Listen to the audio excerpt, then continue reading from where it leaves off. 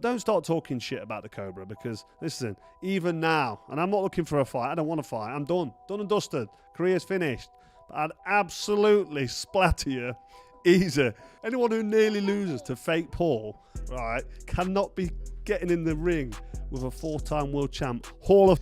And I'm super fit now, and I've got 9 weeks to go. I've been doing half marathons, the IROCs that I've done the other day.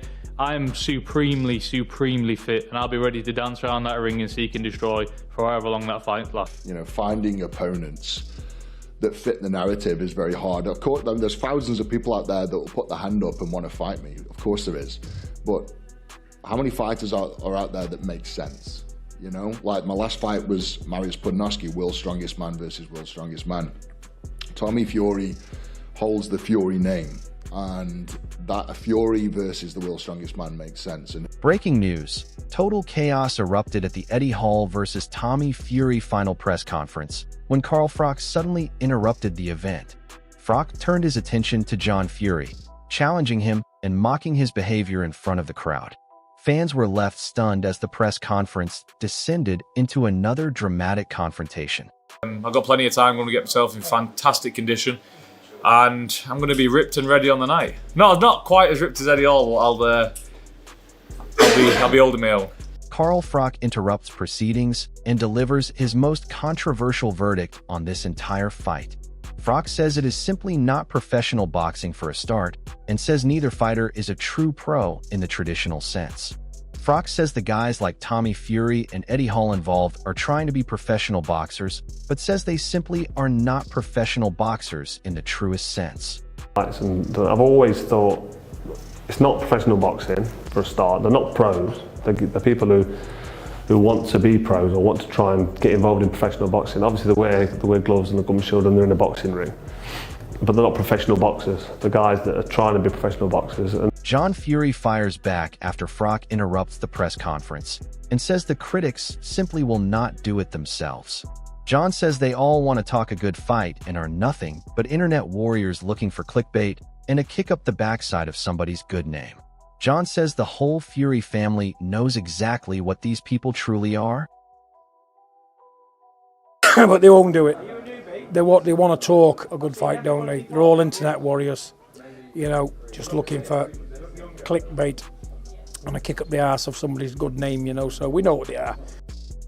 Eddie Hearn delivers the most entertaining reaction to Froch interrupting the press conference and says he would genuinely watch that confrontation.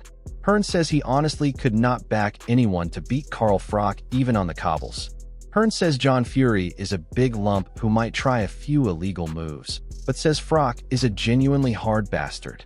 Have an opinion. Like, you should be able to have an opinion without someone screaming and shouting at you. That's my thoughts on it. Right, who wins? Carl Froch, John Fury? Carl Froch interrupts the press conference and drops the most devastating accusation about John Fury's fighting intentions. Froch says he knows John is just completely full of IT and says it has now been completely confirmed. Froch says John has absolutely no intentions of fighting anybody, including Froch himself. After all the mouth and all the running of his garb and all the talking, the whole boxing world listens to Froch and says he is speaking nothing but the absolute truth. No, he's just full of shit, but now it's been confirmed. He's got no intentions of fighting anybody, including myself. After all his mouth and all his running his gob and talking shit, and he'll fight. Adam Smith delivers the most careful and most measured reaction to Froch interrupting the final press conference of Tommy Fury and says he is genuinely surprised by how everything has unfolded. Smith says he will wait and see what truly happens because he does not know all the findings yet, and admits most of what people know has come through social media rather than proper official channels. Smith urges patience before everyone makes their final judgments. And I'll wait and see what happens. I mean, I don't know the findings. We don't know. I haven't seen statements really. I don't know. It's come out in the social. Ade Oladipo steps forward after Froch interrupts the press conference and delivers the most unexpected and most fascinating verdict on the entire situation. Oladipo says what if certain things got into certain people's systems through completely other means, and says as crazy as that sounds, he thinks we have to give the benefit of the doubt. Oladipo admits the whole situation is genuinely wild and says honestly, this is just completely and utterly wild. The whole boxing world listens and says Ade Oladipo is raising questions that are even more interesting than Froch's interruption itself. Somehow in his system from other means. I know that might sound crazy, but I guess we have to give him the benefit of the doubt, do we? I'd like to think we do. But yeah, this is wild. Honestly. Frank Warren steps forward after Froch interrupts the final press conference and delivers the most direct and most serious verdict on the whole situation. Warren says he simply does not like this kind of behavior and calls the whole interruption situation completely ridiculous. Warren says these scuffles and this nonsense at press conferences is exactly where everything goes completely and totally wrong for absolutely everyone involved. Warren says he has not even had the chance to speak to anybody yet about how truly bad things have become after Froch crashed this final press conference so dramatically. I don't like things like that. I mean, it's ridiculous, and you see these scuffles and all this nonsense at press conferences, and that is where it goes wrong. There's a little cut, I don't know how. Adam Smith steps forward one more time after Froch interrupts the press conference and delivers the most balanced and most honest assessment of the entire situation. Smith says does he agree that boxing has been terrible since Froch left? Absolutely not. Smith says Froch has been genuinely fantastic, but says of course Froch is going to claim he adds a spark. Smith says Froch adds electricity and genuine attraction and thought Froch spoke really well today and says there is a genuine maturity about him that makes the interruption in Tommy Fury feel more credible than embarrassing. Do I agree with him that boxing has been terrible since he's been gone? No, I think it's been fantastic, but of course he's going to say that. He adds a spark, he adds an electricity, he adds an attraction, and I thought he spoke really well today. I think there's a maturity about it. Frank Warren delivers the most honest and most reluctant verdict on Froch interrupting the final press conference between Eddie Hall and Tommy Fury. Warren says unfortunately what happened is what happened and says nobody truly wanted any of this. Warren says he did not even see the worst of Froch's interruption because he was doing an interview in another room and only heard about it afterward.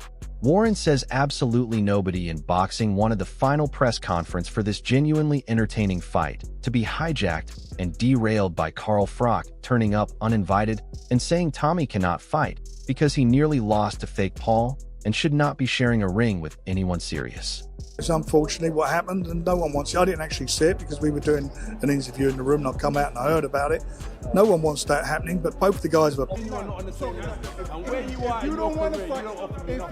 John Fury delivers the most explosive and most threatening response imaginable. John says he wants to do serious damage and asks if Froch is genuinely hearing him. John tells Froch to get plenty of steroids and juice down him because he will genuinely fight him. The whole boxing world is completely stunned by the direction this final press conference has taken after Froch's interruption because what started as a professional build-up to an entertaining fight has now descended into threats about steroids, accusations about Fake Paul, interruptions from retired champions, and a Fury family that is getting more heated by every single passing minute. What I want to do is do you some serious damage.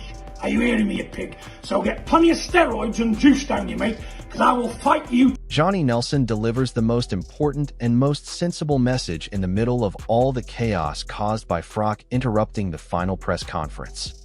Nelson says as long as the fighters learn from this whole chaotic experience, they can go as far as they truly want to go in their respective careers.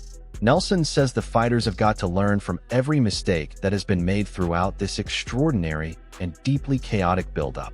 Nelson says both Tommy Fury and Eddie Hall have all the ingredients to be world champions in their own right, and says the discipline and focus they show after Froch's press conference interruption will tell us everything about who they truly are.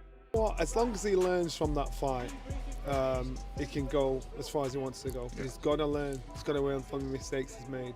He's got to make sure, there's a discipline. He's got all the ingredients to be able. John Fury steps forward after Froch interrupts the press conference and delivers the most dramatic and most fearless statement of this entire extraordinary situation. John says he fears no man on this entire earth no matter what they have done or what accolades they have earned. John says he only fears one person, and that person is not of this world. That is God Almighty. John then issues the most direct challenge of all. Any man alive who wants to fight John Fury can step forward right now. The whole boxing world listens to John Fury deliver this speech immediately after Carl Froch interrupted the final press conference, and says the most genuinely entertaining thing about this situation is that both men, Froch and Fury, clearly genuinely mean every single word they are saying to each other. A special mention, the man who bred him, John Fury, fears no man, fears no man on earth. No matter what they've done, no matter what the accolades, John Fury only fears one person, and he's not even of this world. That's God Almighty. Here I am! Any man alive want to fight John Fury? I'm here! Eddie Hall closes absolutely everything after Froch interrupts the final press conference and delivers the most perfectly timed and most savage final statement of this entire extraordinary build-up. Hall steps forward and says the whole Fury camp and everyone criticizing this fight is just completely all talk. Hall says they walk around like hard men threatening to beat everyone and fight anyone, but says when it truly comes down to actual real action, there is simply nothing genuinely there. Hall says he is completely fed up with all the talking and says fight night cannot come fast enough. And after watching Carl Froch interrupt the final press conference and John Fury threaten steroids and Eddie Hearn say he could not back anyone against Froch on the cobbles, the whole boxing world completely agrees. Enough talking. Let these two men fight. They said in the end, you're all full of shit. You're just all talk. You're all walk around like hard men, like you're gonna beat this guy down, beat that guy down. You'll fight anyone. You're fighting men. But there's not a lot of action. You know. What you just witnessed was one of the most chaotic and most entertaining final press conferences in recent British boxing history, as Carl Froch absolutely interrupted the Eddie Hall versus Tommy Fury final press conference, and said Tommy nearly lost to Fake Paul and cannot be sharing a ring with a four-time world champion. Tommy fired back and said he is supremely fit and ready to dance and destroy. Eddie Hall calmly explained why Fury versus world's strongest man simply makes complete sense. John Fury threatened Froch with serious damage and told him to get steroids ready. Eddie Hearn said he honestly could not back anyone to beat Froch even on the cobbles. Carl Froch doubled down and said John has absolutely no intention of fighting anybody after all his mouth. Frank Warren said nobody wanted this chaos. Adam Smith said Froch genuinely adds electricity and attraction. Johnny Nelson urged both fighters to learn from everything. And Eddie Hall closed by saying everyone is just all talk with no real action. The final press conference was hijacked, the threats were made, the accusations flew in every direction, and now the whole boxing world just wants one thing: for Fight Night to finally arrive and settle everything inside that ring.